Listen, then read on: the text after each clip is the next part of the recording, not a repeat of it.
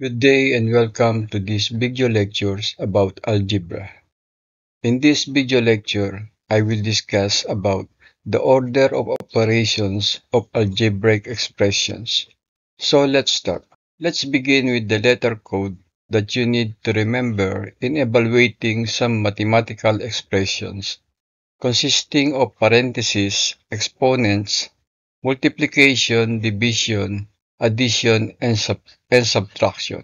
Maybe you have heard an acronym called PEMDAS, where P stands for parentheses, E for exponent, M for multiplication, D for division, A for addition, and S for subtraction. In that order of letter, P parentheses has more priority than exponents. So numbers inside the parentheses must evaluate first, then followed by exponents. In the same manner, multiplication and division has more priority than addition and subtraction. Please note that addition and subtraction has the same priority, meaning you can add first, then subtract, or subtract first, then add. For example, 8 plus 6 minus 4. Let's add first the 8 and 6, and we get 14 minus 4. Then subtract, we get 10. Now let's subtract first 6 minus 4 is 2, then add 8 and we get the same answer of 10. So for addition and subtraction, the order does not matter. Now what about multiplication and division? Let's say we have 25 divided by 5 times 3. So according to PEMDAS, does the multiplication and division has the same priority? Let's divide first. 25 divided by 5 is 5 times 3 is 15. Now how about if we multiply first then divide? So 5 times 3 is 15. Then 25 divided by 15 is 1.667. So we have different result. Now which answer is the correct answer? To check which is correct, use the calculator and type exactly this expression. If you type 25 divided by 5 times 3, in that order, you will get 15. So 15 is the right answer.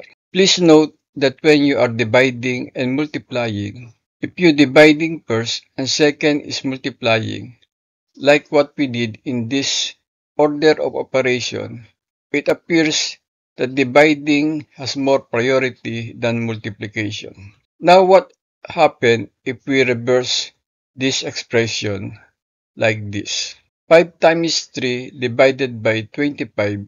This time, we multiply first the 5 and 3, which is 15, then divided by 25.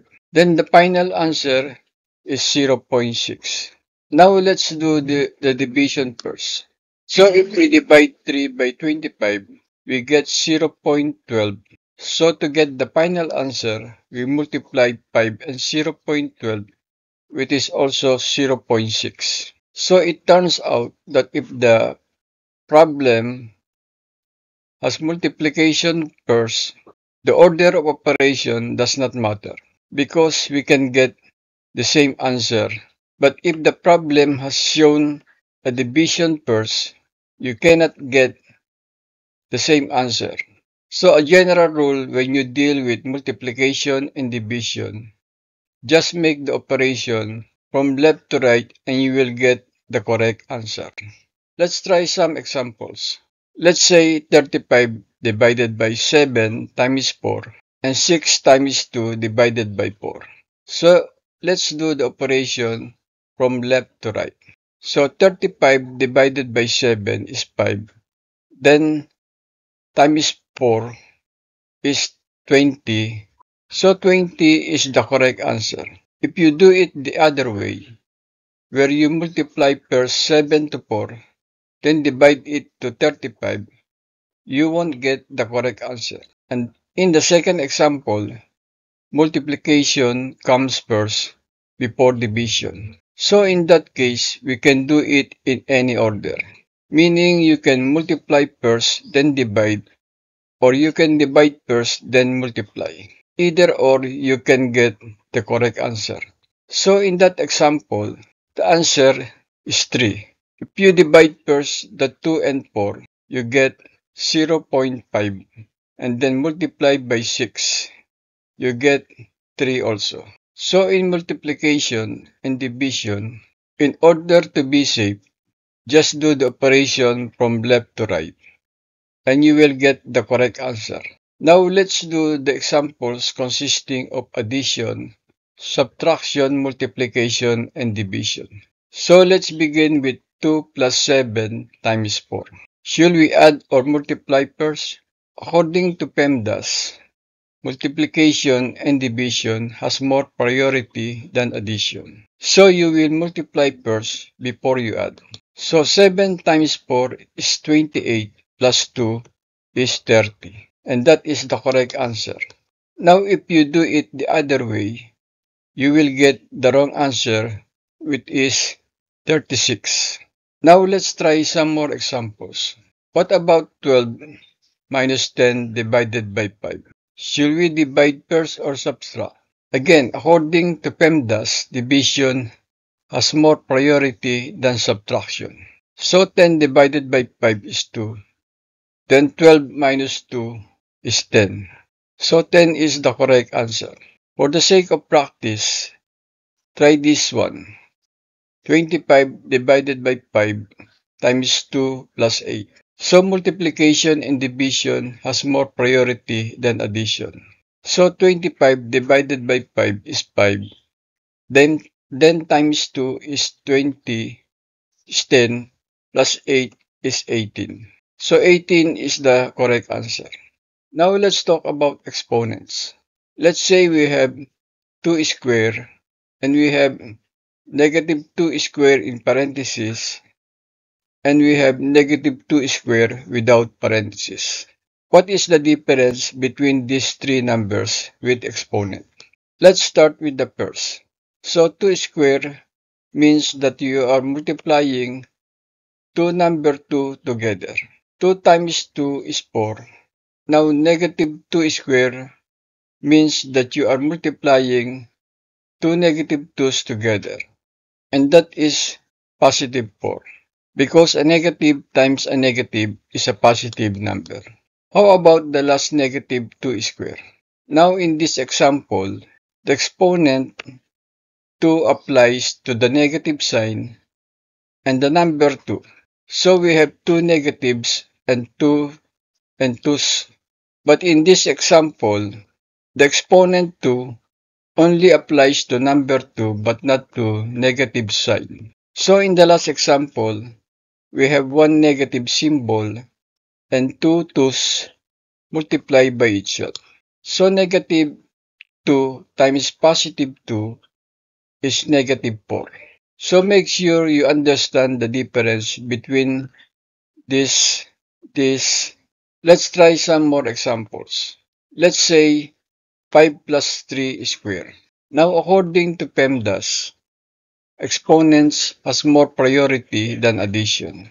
So 3 square is 9 and it is 5 plus 9. So 5 plus 9 is 14. Let's try 64 divided by 2 cubed. Now what comes first? Division or exponents? According to PEMDAS, exponent has more priority than division. So what is 2 cubed? 2 cubed is the same as 2 times 2 times 2 equals 8. So 64 divided by 8 is 8. For final example, let's try 2 cubed times 3 minus 4. So according to PEMDAS, exponents is first, then multiplication, and then subtraction. So 2 cubed is 8, then 8 times 3 is 24. 24 minus 4 is 20. So our final answer is 20. Now we are going to deal with examples that have parentheses and exponents. For example, 4 times open parenthesis 3 plus 5. Should we add or multiply? When I mean add, it should be what is inside the parentheses, or shall we multiply first? It turns out, for this example, the order does not matter. Ideally, you will work out what's inside the parentheses first. But for this example, you will get the same answer. 3 plus 5 is 8, then times 4 is 32. Another way in which we could evaluate this expression is to multiply 4 to 3, then multiply 4 to 5. So 4 times 3 is 12, plus 4 times 5 is 20. So 12 plus 20 is 32.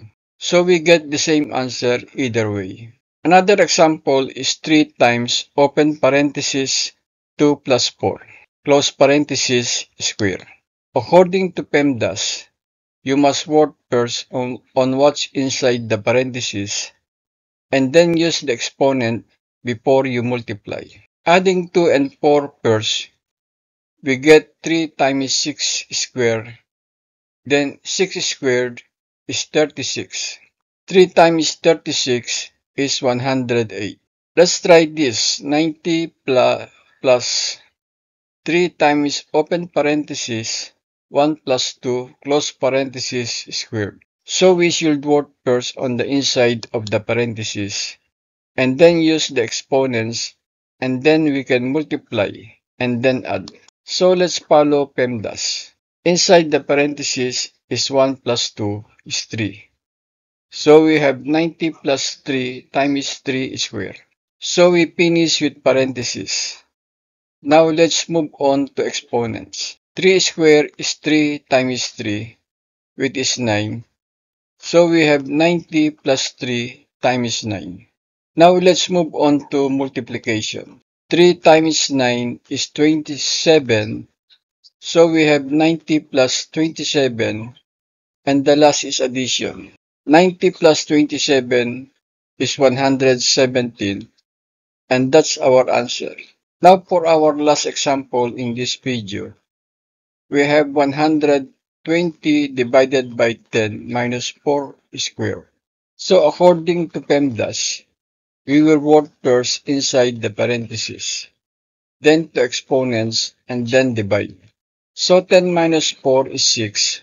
So we have 120 divided by 6 squared. Now let's move on to exponents. 6 squared is 6 times 6, which is 36. So we have 120 divided by 36, and the last is division. 120 divided by 36 is 3.33. And that's our final answer. That's the end of this video lecture. Thank you, and please like and subscribe.